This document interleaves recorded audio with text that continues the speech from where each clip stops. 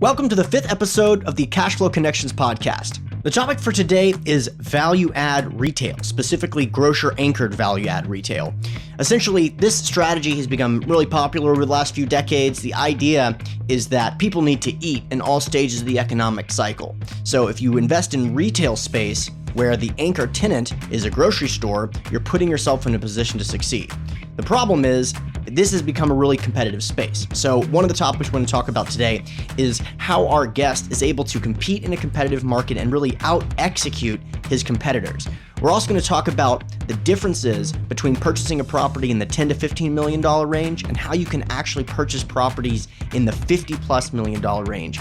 We're going to talk about how to identify a reliable property management company that's out of state, and we're going to go into some of the details of a purchase that they recently made in Hawaii, which is significantly different than some of the more common West Coast markets. So if you're interested in any of these topics, you're definitely going to learn something. Let's get straight to the interview. How's it going, everyone? Today, our guest is Jay Kerner, who's the president and CEO of U.S Realty Partners, which is a regional commercial real estate operating company and consulting firm focused on high-quality retail properties located in the Western United States.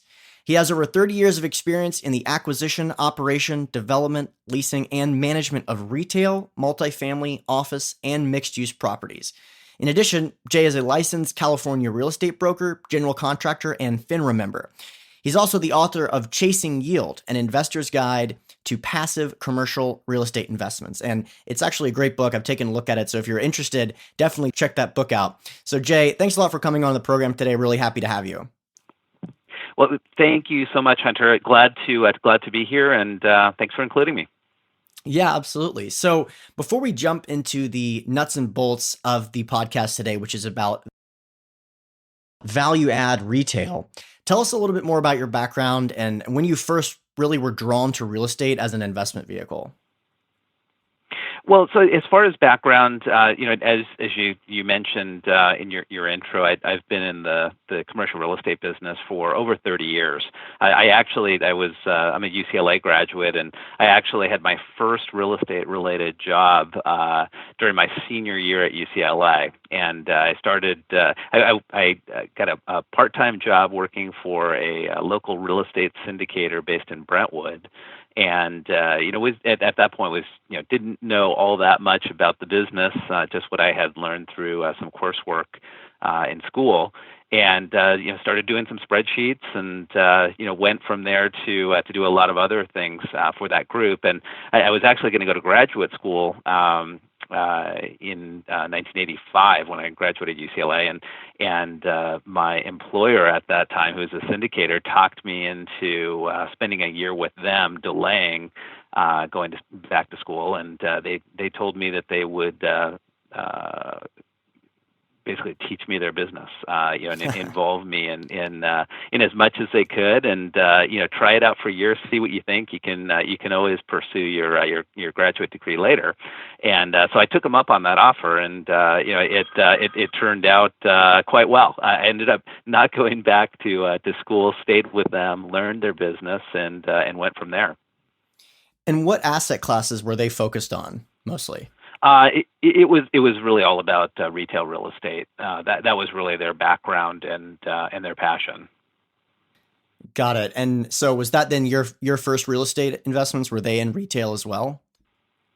Yes, and short of residential investing for personal home and that kind of thing, I take that back. Interestingly enough, in my first personal foray into commercial investments actually was in the apartment building asset class, and that was in roughly 1993. And that was a time where there were a lot of things going on in the real estate world that a lot of shockwaves, I should say, like from from 1990, 91, 92, you had a lot of buildings that were going back to savings and loans and other lenders. And a lot of that had to do with tax law changes and things that had occurred before. And so I had an opportunity to buy some small apartment buildings, primarily in the San Fernando Valley, in LA County. And they were anywhere from, I think the first building I bought was actually 10 units, and small building, REO for a savings and loan. The savings and loan was willing to finance it as well. I think my recollection was like something like 90% financing, and but it was a great opportunity from my perspective as far as the price per pound on the building, and the location was good, even though it was like a C class apartment building, but it was a great value, I thought. And so I went on to buy 5 additional buildings that ranged anywhere for the others were like 20 to 50 units each, almost exact same scenario in each case. Savings and loan is the owner seller providing their financing for the deal, and just a very low price per pound. And so I ended up with my 6 buildings, and kept. I think the longest I held any of them was about 2 years. And what I learned was that I didn't really like the apartment business, and not because it's not a great investment and a great asset class, but just the operations and the day to day and the things that go into it. If you have a whole team, or you have a really sophisticated third party that's doing your day to day management, if that's one thing. When you're involved yourself in doing a lot of that, that it's a tough business. And so decided that I was going to stop there, and sold off those buildings at a nice profit. They were the timing was great for me. And then during that time, I'd started to buy some retail, and started off with small build to suit and renovation rehab opportunities. And that was most of my knowledge and background was in retail, and that's when I pivoted into that as for personal investment and for my own business as well. Right. Okay. So, I mean, clearly market conditions have certainly changed since the saving and loan crisis. Explain how your overall investment strategy when it comes to retail. How did you first get drawn to that asset class? And other than your background, of course, but from an investment standpoint, what is it that really draws you to that asset class?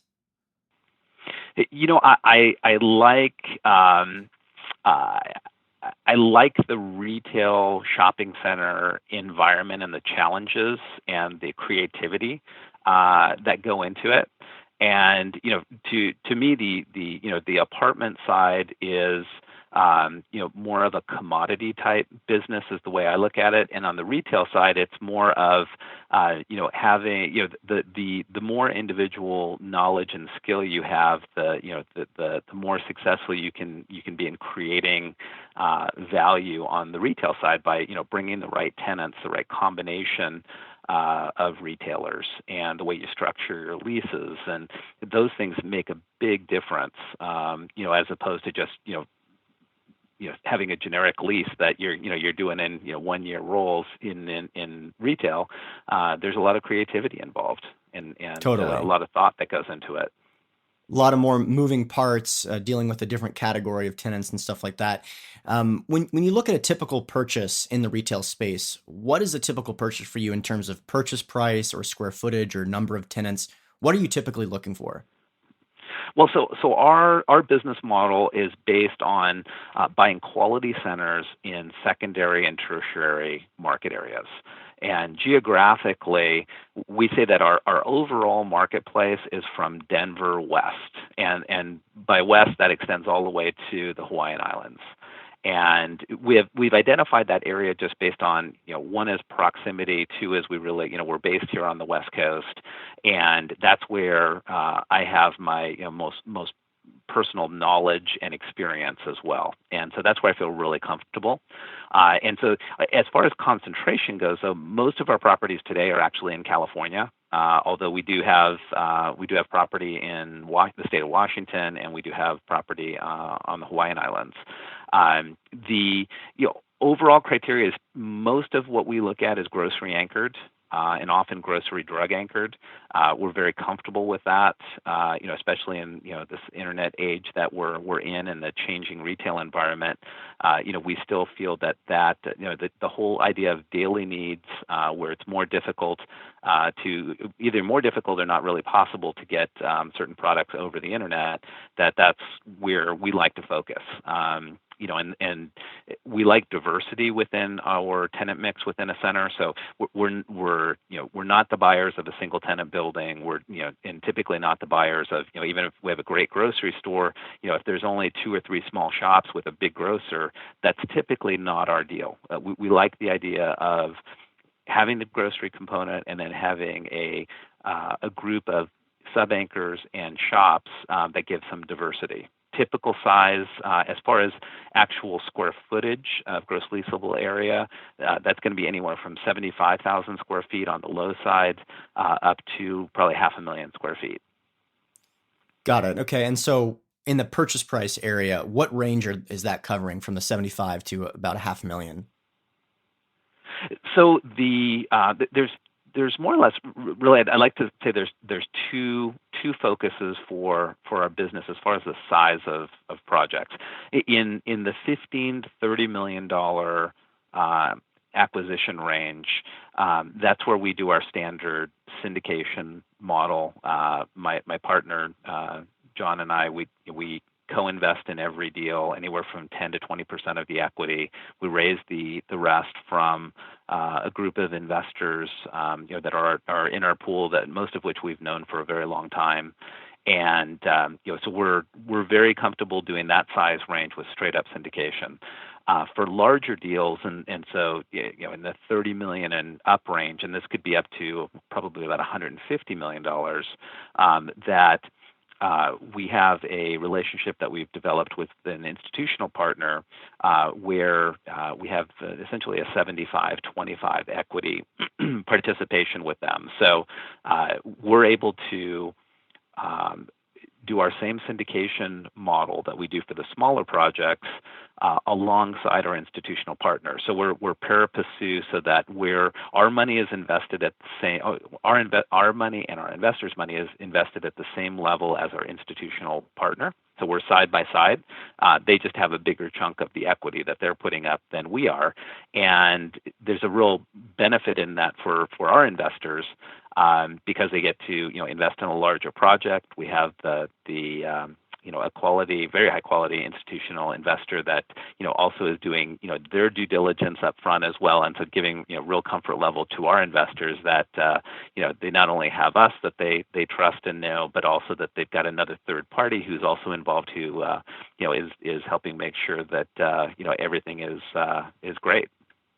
Yeah, that's a really good point. And those are some very high purchase prices. I haven't been involved in a transaction that's been that large, but I can definitely speak to having a third party, a co-investor or an equity partner that is going through rigorous due diligence. I can't imagine the type of due diligence they have the capacity to do if they're looking at a $50 to $150 million purchase price.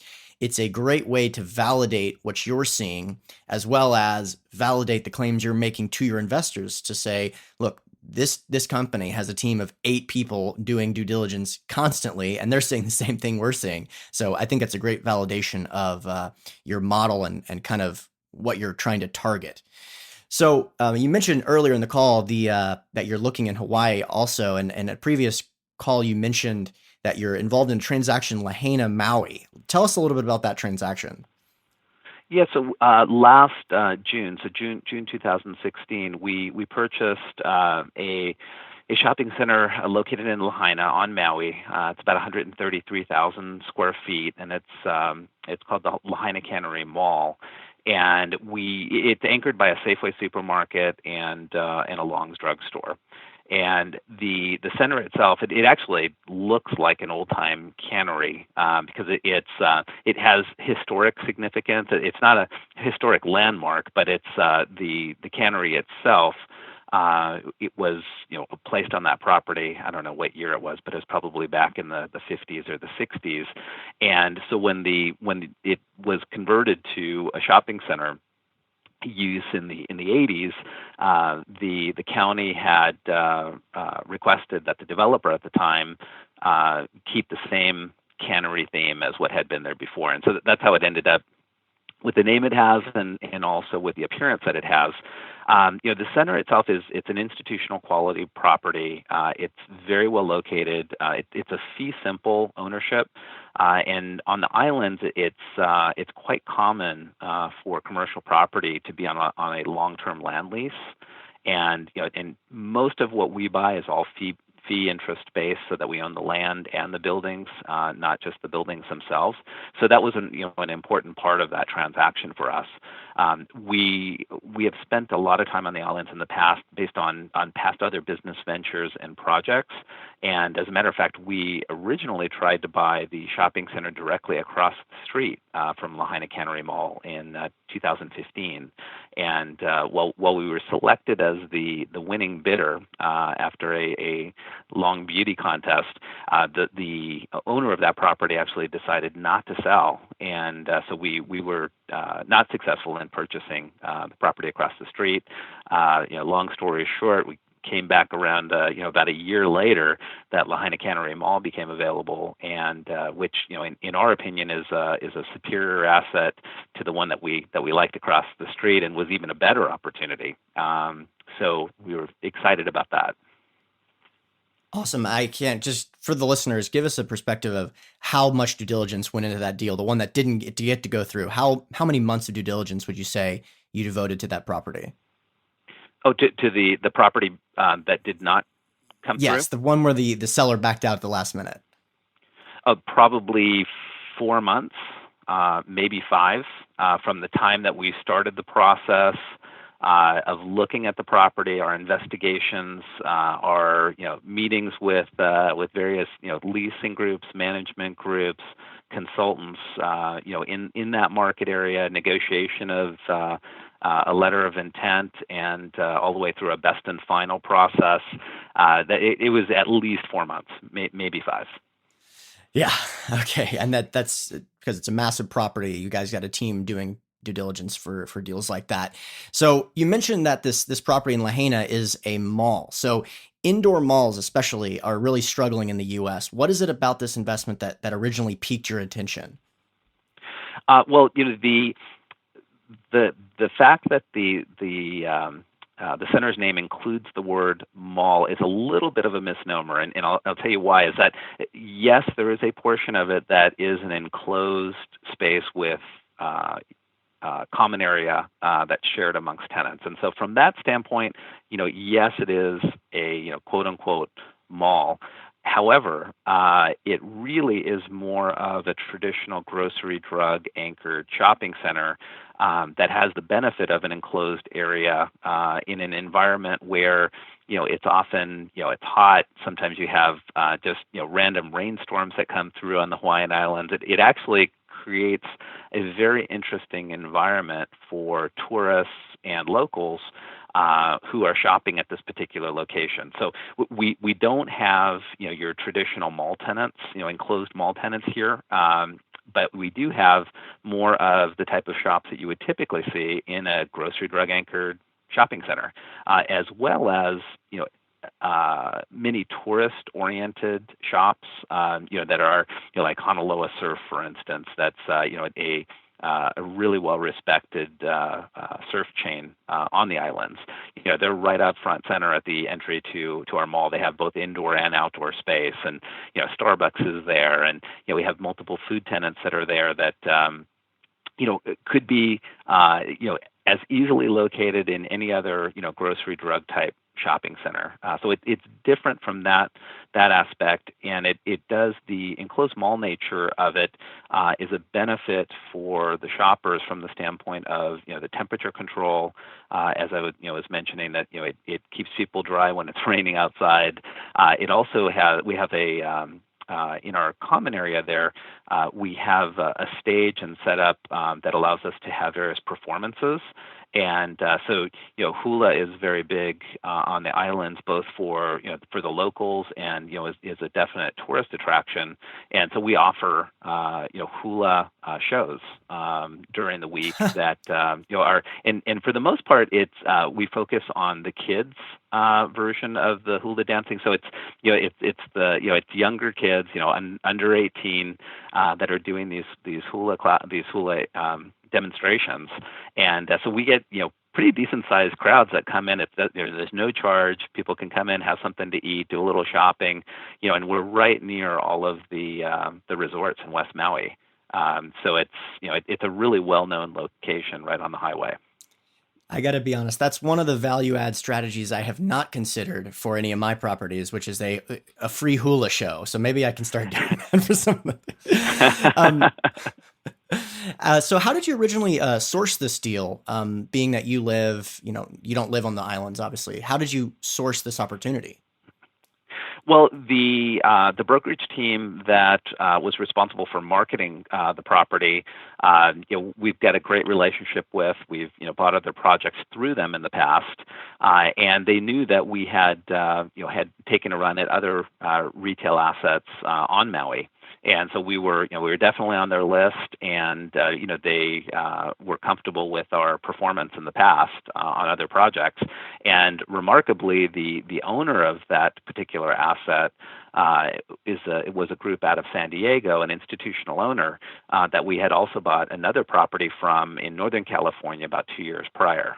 And so they were very familiar with us as well. So it gave us a bit of a leg up, having had the opportunity to purchase from this seller before, so that they had comfort in our ability to get things done and how we operate. The interesting thing here is that we were not the first group that was chosen for the purchase. And we were, for I think a number of reasons. One was we were not the high bidder. We very rarely are. We're typically in the final group, but we're usually at the bottom of the final group in. If it's a fully marketed property where there's a broker who has sent it out to the investment world, and there's maybe 5 to 20 people who have made offers. We're on an asset we're really interested in. We always use our best efforts to get into that final group, as long as the pricing is within our parameters. And we like to basically hang around the hoop, we call it, which is wait for one of the groups that might have a higher price, or might have a shorter due diligence period, or a quicker close, for them to hiccup and not be able to perform. And then we're somewhere there in the close pecking order that that we can have a further conversation with the seller, and hopefully get ourselves into that first position without changing our price. And that's exactly what happened here. The group that was picked as the initial buyer was an institutional buyer, and they had proposed an all cash purchase on a fairly short time frame. And it ended up that that group did not perform, and the seller had to make a decision. Well, were they going to go back out to the marketplace? Were they going to entertain some of the offers from other folks like us who were at a lower price? And so ultimately, we were able to convince the seller to go with us, at our original price and under our original terms, and that we proved to them, or showed them, made them comfortable that we would get the deal done, and of course we did.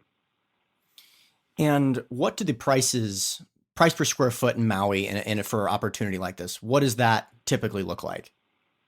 Well, it kind of runs the gamut. I mean, for high quality retail assets on Maui, I mean, we have seen local trades, in anywhere from $400 a foot to probably $850, $900 a foot.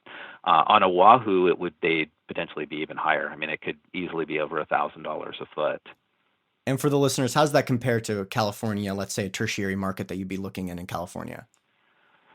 Most of the projects that we purchase in California are somewhere in the $100 to $200 a square foot range. Right. Crazy. So building a relationship with an elite property manager, because management obviously is going to be critical with something like this, in terms of the value add component as well. How do you source a property management company in a market that you don't already have a stronghold in? Well, so the way that we do that, there's two parts to this answer. The first part is that we have aligned ourselves with a local property management group who is very well known to us, and they're in the world of property managers, on a in the United States. I mean, they'd be considered to be a smaller player. They're not like CBRE or JLL or one of the really big institutional names. But so this group is JG Management Company. They've been around for over 35 years. And we're actually located in the same building as their headquarters in Westlake Village, and so we've had a relationship with them for over 20 years. And they have a full team of property managers, accounting folks, and everybody in between, where they basically act as our back office with respect to our project. So they oversee our property management on a day-to-day basis. They collect the rents. They do the accounting. They issue the distributions to our investors every month by ACH, and then they also prepare tax returns. And to boot, that the principals of that company typically co-invest with us as an investor, just like everybody else who's in our syndication, and they may invest $100,000 or $200,000 in each of the deals, so that everybody's interest is aligned, right? And it's a benefit. We view it as a great benefit to us and also to our investors, because from our investors' standpoint, there's a third party who is basically in the process of the management, of the accounting, of the cash management, and also has an interest in the project, so that there's accountability across the board. And so we find that our investors love that arrangement, and it also allows us to be very focused internally and not have to have our own large management staff and all that additional overhead, so that we can really focus on what we do best, which is finding opportunities, creating the business plans, and executing on those business plans to create value for the benefit of us and of course our investors. And not to lose focus. And so we think it's an excellent arrangement. So to your question of, okay, well, if you're buying a property that is at a location that is far from your office, how do you deal with that? Well, in the case of the Lahaina Cannery, for instance, so we interviewed multiple management groups on the islands, and on the Hawaiian Islands, most of the major players are based on Oahu, and then they spread out to the outer islands from there. That's just kind of the way business is done there. And so the group that we ultimately picked for local day-to-day boots on the ground management of the property is CBRE, right? So big name institutional firm.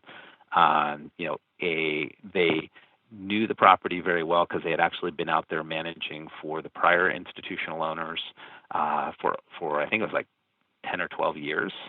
And so we got very comfortable, with their team, with what they were doing, with their reporting.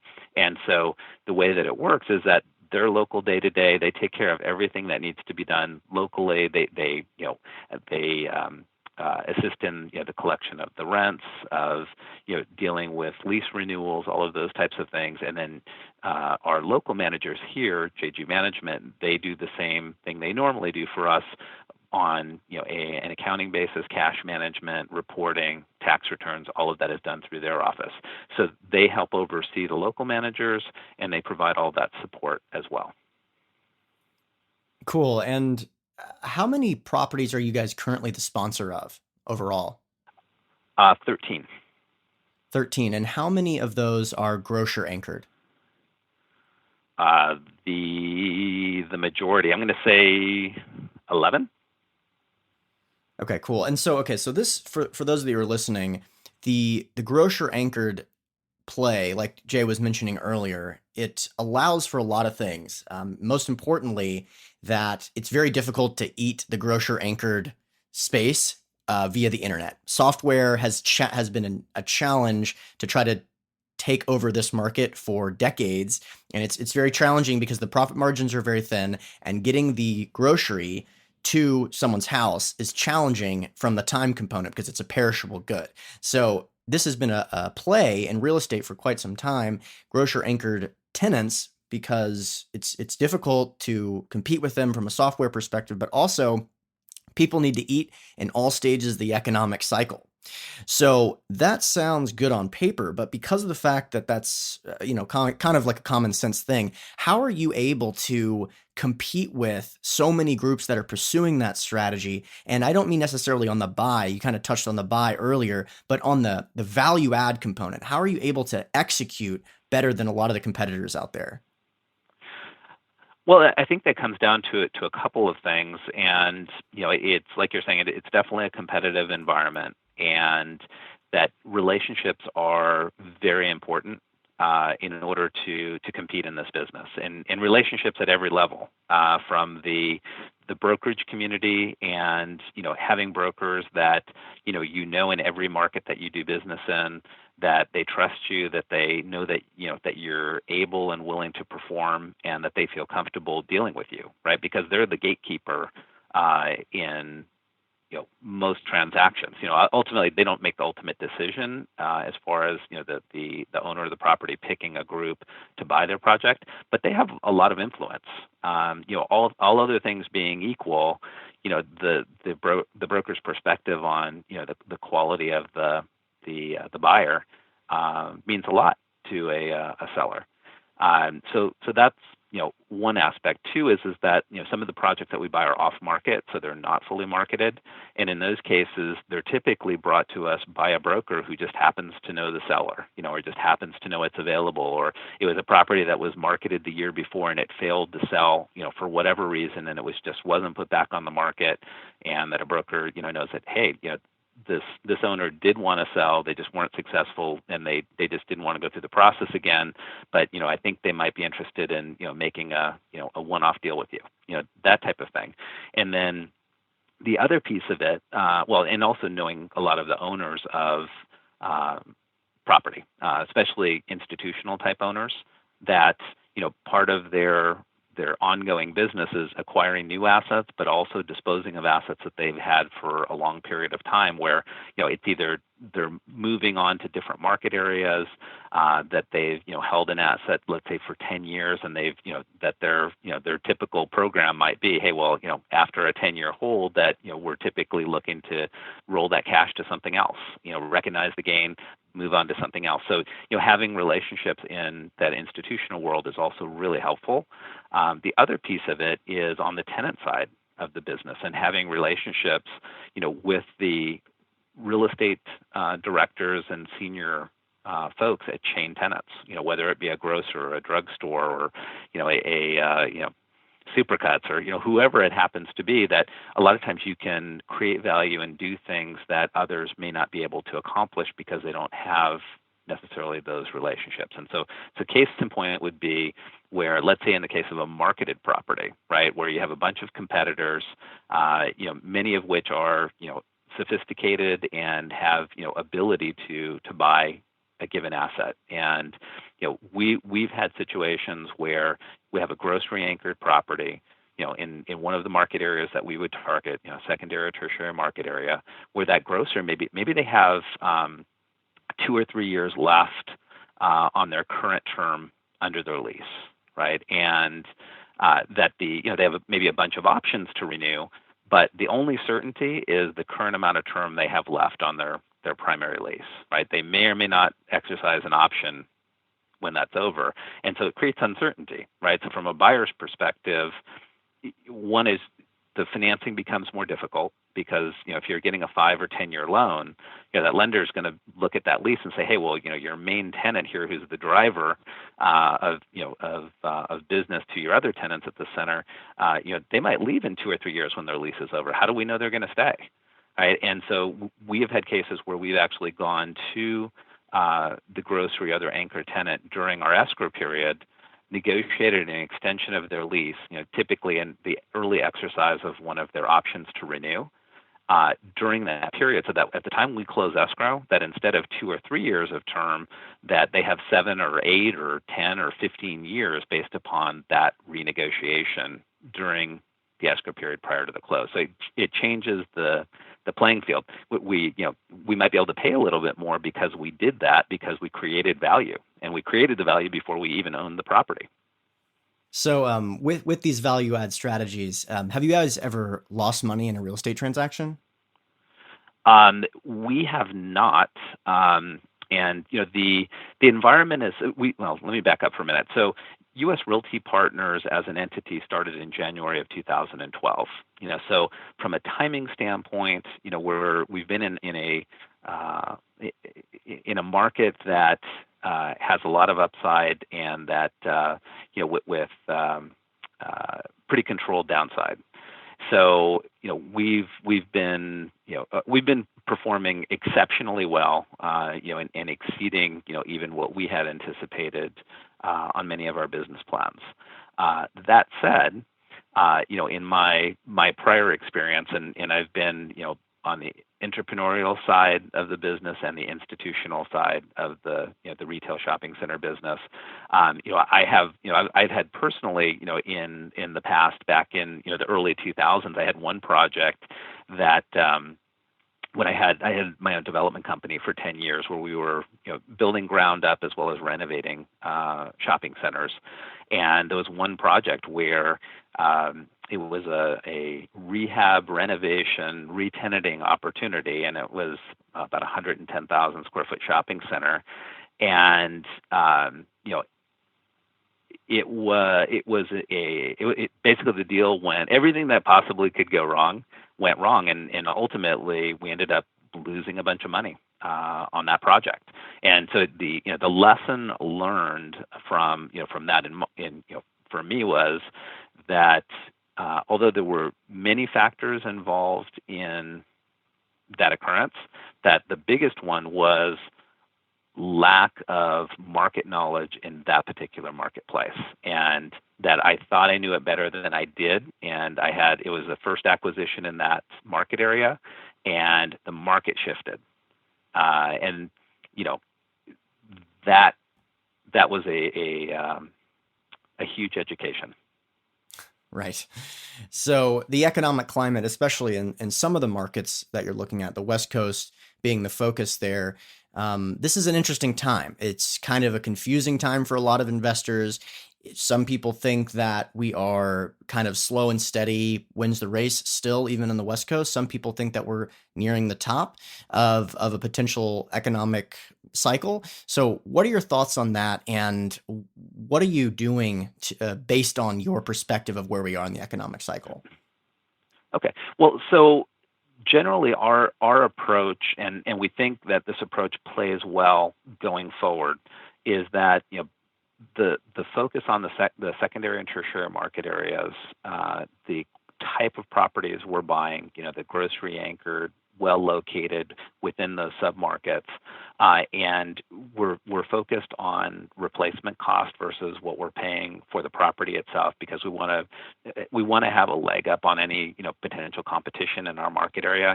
If we're buying a property and we paid $110 a foot or $125 a foot for a property, and the replacement cost is $200 a foot, we feel pretty good about that, because somebody else coming into that market and competing against us they're going to have to demand much higher rents in order to support their cost for their project. So we're always looking to be able to survive a negative event, a downturn, a lot of competition.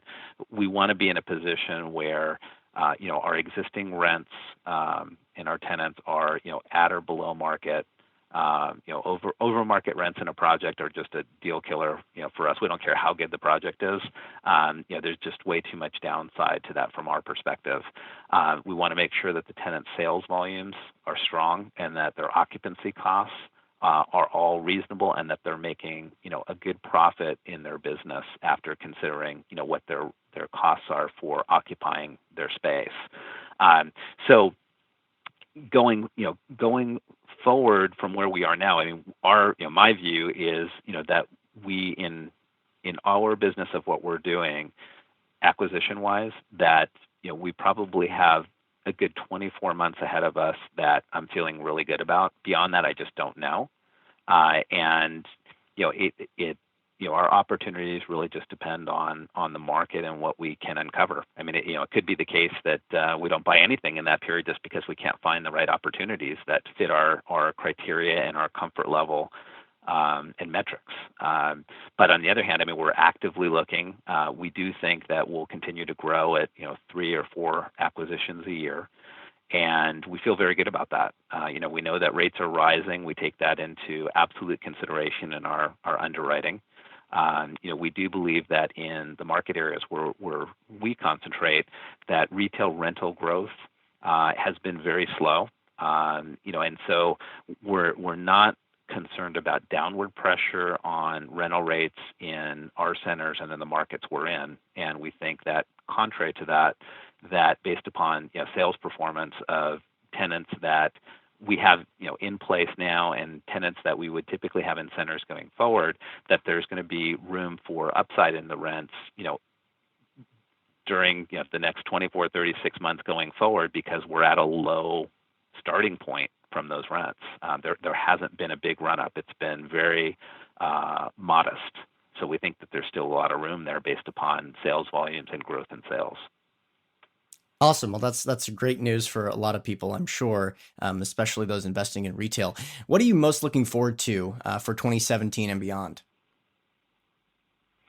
Well, we're looking forward to more opportunities and a little bit less competition because we think that because of the perception that there is uncertainty,